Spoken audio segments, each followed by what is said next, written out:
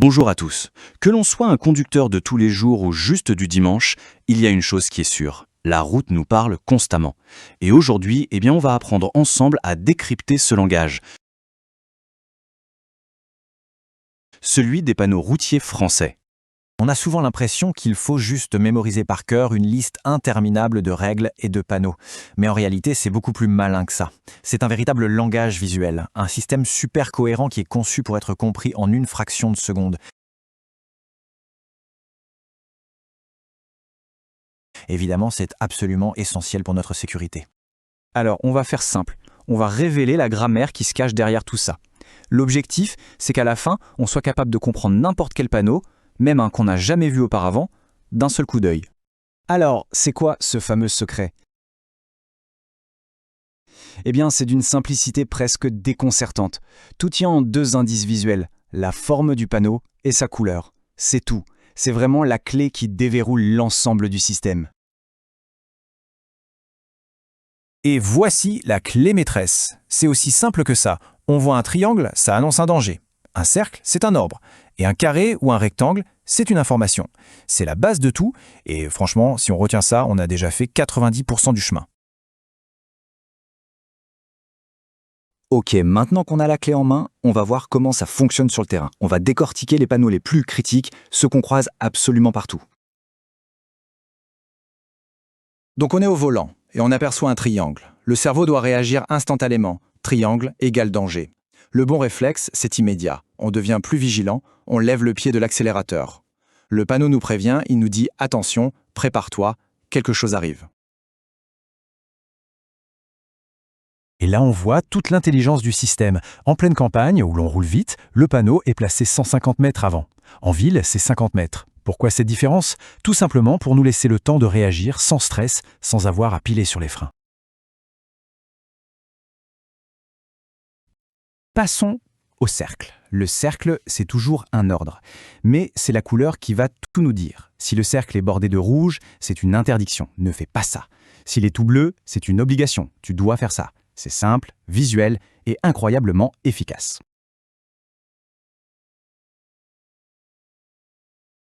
Parlons d'un cas un peu spécial, mais crucial, le panneau stop. Pourquoi est-il le seul à être octogonal? C'est pour qu'on puisse le reconnaître instantanément, sans aucune hésitation, même s'il est couvert de neige, dans le brouillard, ou même si on le voit de dos. Et face à ce panneau, le comportement à adopter est non négociable. Ça ne veut pas dire fortement ralentir, non. Ça veut dire que les roues du véhicule doivent s'arrêter de tourner. Complètement, c'est un arrêt total, avant de repartir. C'est une règle de sécurité absolue. Bon, assez parlé de danger et d'ordre. Heureusement, la route, ce n'est pas qu'une série de contraintes. Il y a aussi tout un tas de panneaux qui sont juste là pour nous aider, pour nous informer. Et voilà, on arrive au carré et au rectangle. Il faut les voir comme un copilote bienveillant. Ils n'imposent rien, ils ne commandent rien. Ils donnent juste une info utile, ils indiquent des services, confirment qu'on est sur la bonne route, ce genre de choses. Et ça peut être très varié, un grand P pour un parking, un H pour un hôpital, le symbole de l'autoroute qui est barré pour nous dire qu'on en sort, et attention à celui-là, le grand rectangle avec le nom de la ville. Il est crucial, car dès qu'on le passe, la limitation de vitesse par défaut chute à 50 km/h.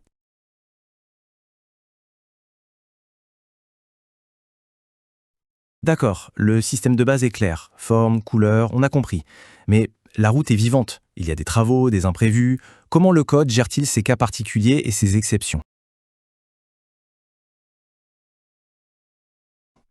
Alors là, il y a une règle d'or, une règle absolue à connaître. C'est très simple. Le jaune est plus fort que tout. Si on voit un panneau à fond jaune, généralement pour des travaux ou une déviation, il prend le dessus sur tous les autres panneaux. Il annule et remplace temporairement la signalisation permanente. Et puis il y a le diable qui se cache dans les détails. Je parle de ces petits panneaux rectangulaires placés juste sous les panneaux principaux. On appelle ça des panonceaux. Et c'est incroyable de voir comment un si petit ajout peut complètement changer le sens du panneau qui l'accompagne. Prenons un exemple tout simple. Un panneau « Stationnement interdit ». Quand il est tout seul, le message est « On ne peut plus clair ». Ici, personne ne se gare. Point final.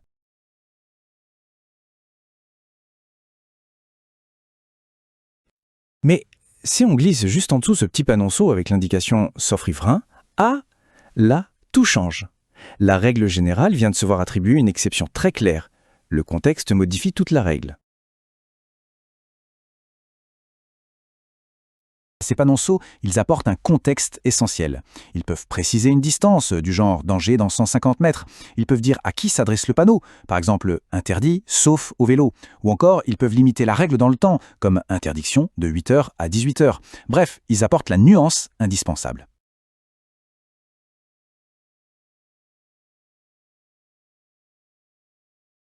Au final, tout ça nous ramène à cette idée simple, mieux comprendre pour mieux conduire. Ce n'est pas juste une belle phrase. La sécurité au volant, ce n'est pas de réciter par cœur le code de la route, c'est de savoir lire la route, de comprendre ce qu'elle nous dit à chaque instant.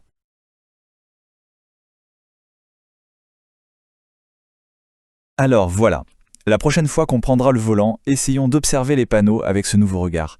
Chaque signe devrait maintenant nous raconter une histoire bien plus claire, bien plus logique. Allez, bonne route!